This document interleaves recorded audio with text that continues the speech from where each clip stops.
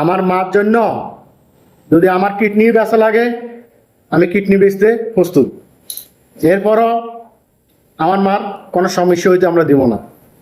আসসালামু আলাইকুম ওয়া রাহমাতুল্লাহি ওয়া বারাকাতুহু।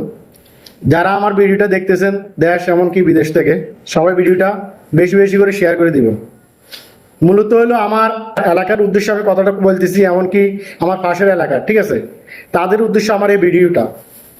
আমার কিছুদিন আগে বাবা মারা গেছে, বর্তমানে আমার মা আছে। এখন যদি আমার একটা ক্ষতি হয়, কোনো একটা সমস্যা হয়, আমার মা অবশ্যই এটা নিয়ে প্রতিবাদ করতে পারে, কেননা আমার জিনিস, আমি করতে পারি, ঠিক আছে। তো আসলে আমার মার দিকে যাতে আঙুল উড়ে কথা বলবে, মানে আঙুলটা সোজা ব্যাকার থেকে যদি একটু উড়ে কথা বলে না, তার বিরুদ্ধে যা করার প্রয়োজন আমরা করতে রাজি আছি, ঠিক আছে। এমনকি আমাদের কিডনি বেশি আমার মার জন্য আমরা দিতে রাজি আছি। আমরা কত কষ্টে মানুষ হয়েছি একমাত্র আমরা জানি। আমার মা কিভাবে আমাদেরকে মানুষ করছে, এমনকি আমার বাবা রিক্সা চালায় খাবাই আমাদেরকে মানুষ করছে, ঠিক আছে।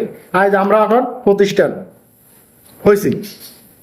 যদি মা বাপ যদি ছোটবেলা না খাওয়াইতো না, তাহলে কখনো আমরা প্রতিষ্ঠান হইতে পারতাম না, পৃথিবীর মুখ দেখতাম না। যদি মা বাপ জন্ম না দিত, মা যদি